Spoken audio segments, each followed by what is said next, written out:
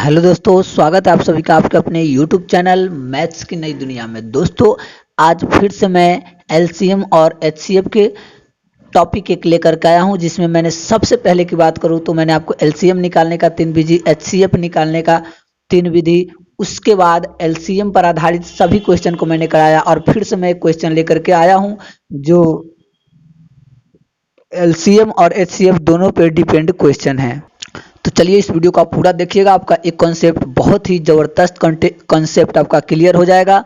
और अच्छा लगेगा तो लाइक शेयर कीजिएगा, और नए व्यूअर होइएगा तो प्लीज़ चैनल को आप सब्सक्राइब कर दीजिएगा, ताकि जैसे मैं वीडियो डालूँ नोटिफिकेशन आपके पहले सबसे पास पहुँचे। तो क्वेश्चन क्या है, दो संख्याओं का महत्तम समापवर्तक 119 है तथा लघुत्तम समापवर्तक 11,781 है। यदि एक संख्या 1071 है तो दूसरी संख्या बताइए।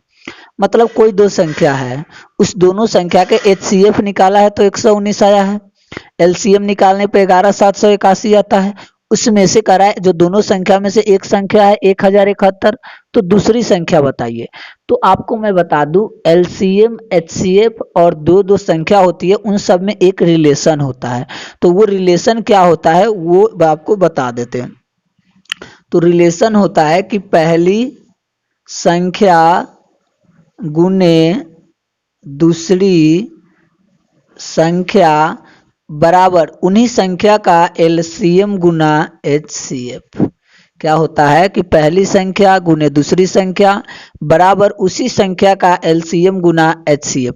तो इसमें से जो जो दिया है उसको पहले हम लोग रख लेते हैं। पहले महत्तम दिया है मतलब एचसीएफ, तो 119, तो गुना 119 रख दिए। एलसीएम भी दिया है 11,781, ये भी रख दिया हमने। दूसरी संख्या हमको निकालना है, नहीं दिया है तो दूसरी संख्या लिख दिया। पहली संख्या दिया है 1071, यानी कि पहली संख्या 1071 दिया था, हम लिख दिए। दूसरी संख्या नहीं दिया था, दूसरी संख्या ही लिख दिए। एलसीएम दिया हुआ था 11,781, हमने लिख दिया। एचसीएफ 119 दिया हुआ था, हमने 119 लिख दिया। अब आपको क्या करना है, ये दूसरी संख्या को पता करना है। तो दूसरी संख्या हम लोग कैसे पता करेंगे, आपको यहाँ पर हम बता देते हैं। तो देखिए दूसरी संख्या, ये 11,781 गुना 119 हो गया। और इधर देखिए ये गुना वाला है, तो ये गुना में है तो गुना वाला कहाँ चला जाता है, नीचे, यानी कि भाग में। क्यों? क्योंकि आप जानते हैं जोड़ अगर बराबर के दूसरे साइड में जाता है तो घटाव हो जाता है, घटाव अगर बराबर के दूसरे साइड में जाता है तो जोड़ हो जाता है। इसी तरीका से गुना अगर बराबर के दूसरे साइड में गया है तो भाग हो जाएगा। तो यहाँ पे गुना आया है तो ये कहाँ चला गया, नीचे चला जाएगा। इसके बाद हम क्या करेंगे, इससे हम लोग इसको काटने का प्रयास करेंगे। तो इससे जो ये कट जाएगा 1000 से, ये आपका कट जाएगा।